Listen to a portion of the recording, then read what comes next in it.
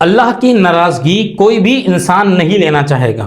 اور اس کے لیے یہ سب سے بڑی گھٹیا بات ہوگی کہ جس سے اس کا پروردگار عالم ناراض ہوگا، کیونکہ مسلمان ہر چیز برداشت کر سکتا ہے، لیکن اگر رب کی ناراضگی ہو یہ برداشت نہیں کرتا۔ لیکن ہمیں جب اللہ رب العزت ناراض ہوتا ہے تو اس کی کچھ نشانیاں ہوتی ہیں، تو اگر کسی کے اندر یہ پائے جائے تو کوشش کرو کہ رب کو راضی کر لو۔ سب سے پہلے ماں باپ کا ناراض ہونا، اگر ماں باپ آپ کے بات پر یہ بہت دنوں سے ناراض ہیں تو سمجھ لو کہ اللہ رب العزت کی ناراضگی ہے، کیونکہ اللہ اور اس کے رسول صلی اللہ تعالیٰ علیہ وسلم بھی اس چیز کو پسند نہیں فرماتے ہیں۔ وہ بھی ماں باپ کی رضا میں ان کی رضا ہے، ماں باپ کی ناراضگی میں ان کی ناراضگی ہے، تو اس لیے کوشش کریں کہ ماں باپ کو راضی کریں۔ دوسرا، سجدوں کی توفیق ہی نہیں ہوتی ہے اس کی، وہ نماز کی طرف کو کوشش بھی کرے گا تب بھی نہیں جا پائے گا، تو سمجھ لو کہ رب کی ناراضگی ہے۔ اور تیسرا، گناہوں میں پھنستا چلا جائے گا، وہ بچانے کی کوشش کرے گا اپنے آپ کو لیکن بار بار گناہوں کی طرف کو جائے گا، تو سمجھ لو کہ اللہ رب العزت کی ناراضگی ہے۔ چوتھا، چہروں کا نور جو ہوتا ہے، ایمانی نور،